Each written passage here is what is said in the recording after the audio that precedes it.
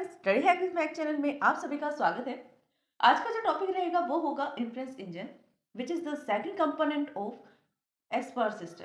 Last video में हम जो टॉपिक कर रहे थे वो था कंपोनेंट्स ऑफ एक्सपर्ट सिस्टम, जिसके अंदर से हमने नॉलेज बेस का जो एक कंपोनेंट है नॉलेज बेस, उसको हमने रीड किया था। उसके अंदर भी जितने टाइप्स है जैसे रूल बेस्ड सिस्टम और फ्रेम बेस्ड सिस्टम, उसको भी लास्ट वीडियो में हमने कवर कर लिया था। इसलिए आज का जो टॉपिक बनेगा वो होगा inference engine, which is the second component of expert system. Inference engine is a component of expert system that controls how and when the information in the knowledge base is applied. अब देखो, हमने देखा था last video में कि knowledge कहाँ पर store की जाती है, नॉलेज बेस में, चाहे वो डिक्लेरेटिव नॉलेज हो या प्रोसीजरल नॉलेज, है ना।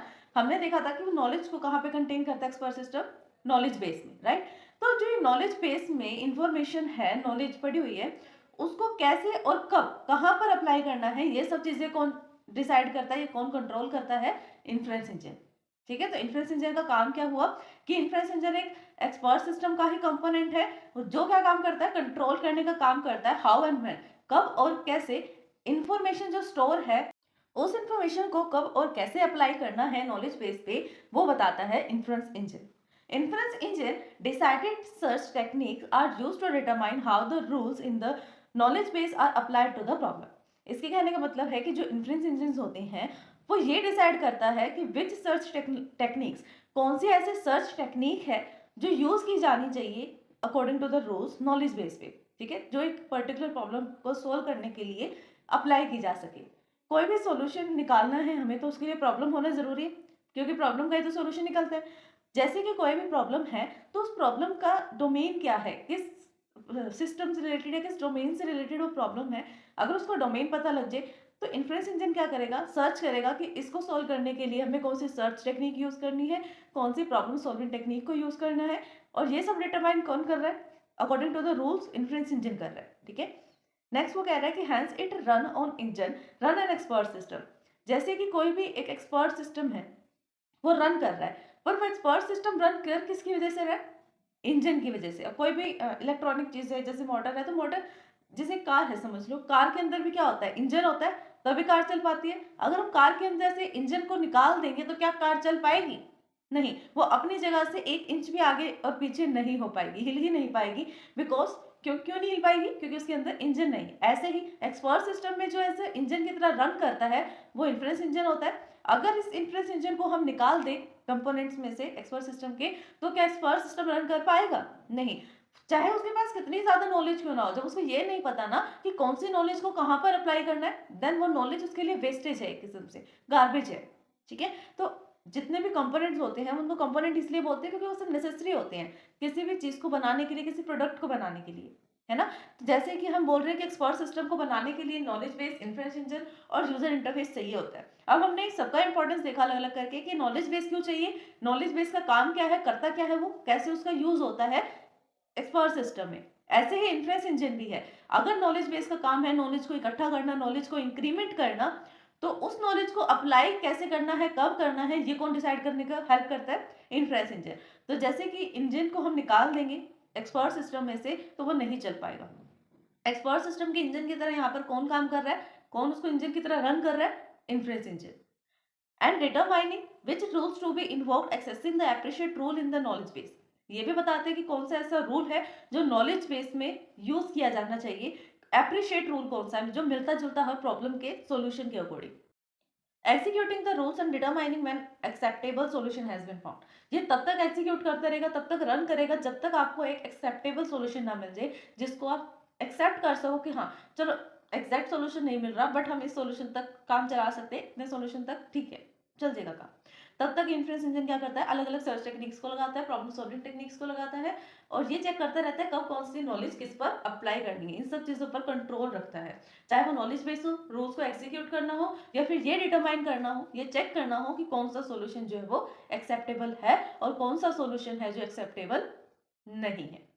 The role of inference engine is to work with the available information change in the knowledge base to drive the new information about the problem. इससे क्या होता है कि इन्फ्रेंस इंजन का रोल क्या है, उसका काम क्या है। उसका काम ये है इन्फ्रेंस इंजन का, it work with the available information. जो भी इंफॉर्मेशन अभी हाल फिलहाल में उसके पास अवेलेबल है नॉलेज बेस के पास, उस नॉलेज बेस की इंफॉर्मेशन के साथ इंटरेक्ट करता है, ठीक है, उसके साथ वर्क करता है, और उस नॉलेज बेस की इंफॉर्मेशन से ही उसके साथ वर्क करके ही एक नई इंफॉर्मेशन को ड्राइव करता है। मतलब जितनी इंफॉर्मेशन है उसका यूज करके इंफॉर्मेशन को इंक्रीज करता है और ज्यादा बढ़ा देता है। अगर उसको 10% पता है किसी फील्ड के बारे में तो उस 10% नॉलेज का यूज करके वो 20 से 30% तक न्यू ड्राइव कर सकता है। ठीक है, तो उसको अब जो नॉलेज होगी वो 30 to 40% होगी। This process is similar as the way the human reason are available information drive at the conclusion. ये बिल्कुल उसी तरह से है जैसे ह्यूमन पर्सन है, ह्यूमन बीइंग, उसके सामने कोई भी प्रॉब्लम आती है तो उस प्रॉब्लम को वो कैसे सोल्व करेगा? अपने एक्सपीरियंस लगाएगा, अपना माइंड यूज करेगा, फैक्ट्स एंड रूल्स को देखेगा कि अगर ये प्रॉब्लम आ रही है तो कौन सा सोल्यूशन होना चाहिए।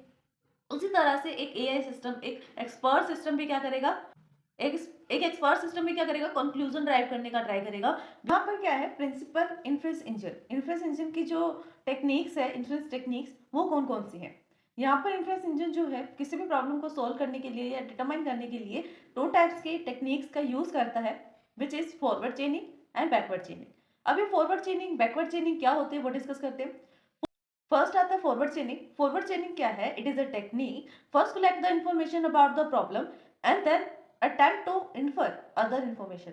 ठीक है, ये कह रहा है फॉरवर्ड चेनिंग में क्या होता है कि हमारे पास जो डिटेल होती है इंफॉर्मेशन, उसको हम पहले कलेक्ट करते हैं, उसके बेस पर ही हम नेक्स्ट स्टेप को डिसाइड करते हैं कि नेक्स्ट वाला स्टेप हमें कौन सा लेना है। ठीक है, इसका मीनिंग जब हम फॉरवर्ड चेनिंग पे होते हैं तो हम स्टार्टिंग स्टेज पे है, इनिशियल पॉइंट पे है।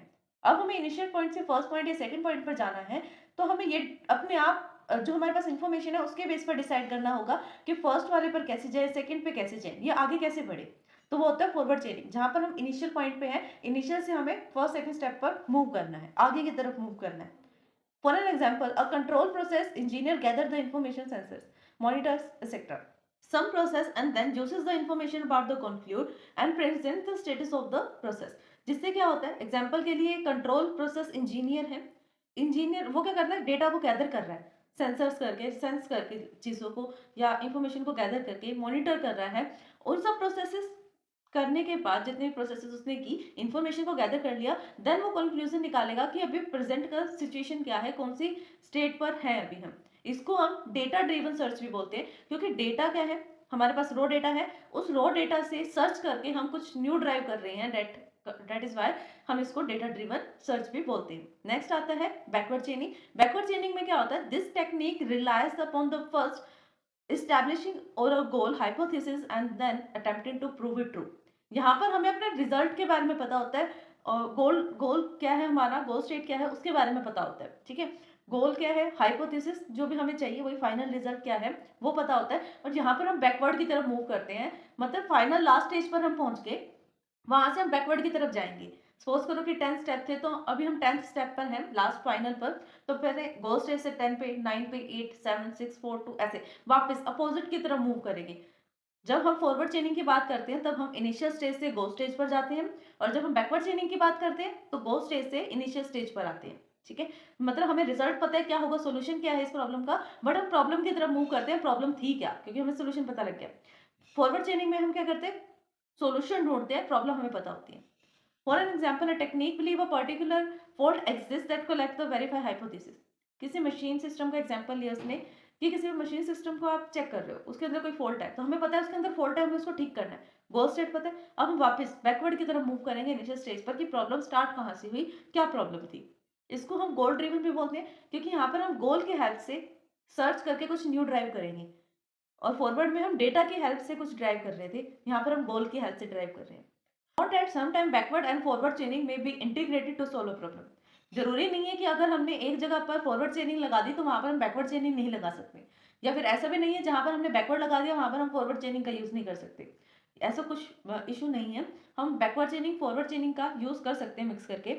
ऐसा भी हो सकता है कि दोनों को मिलाकर ही किसी प्रॉब्लम का सोल्यूशन मिल रहा हो, तो दोनों को साथ में यूज किया जा सकता है किसी भी गिवन प्रॉब्लम को सोल्व करने के लिए। तो सर यही हमारा आज का टॉपिक। आज हमने सेकंड कंपोनेंट डिस्कस किया, इन्फ्रेंस इंजन, और उसके डिफरेंट टाइप के टेक्निक्स, फॉरवर्ड चेनिंग, बैकवर्ड चेनिंग। अगर इस वीडियो को समझने में आपको कोई भी डाउट आता है देन आप हमें कमेंट कर सकते हैं। वीडियोस को लाइक शेयर सब्सक्राइब करना, कमेंट करना ना भूलें। Thanks for watching my video.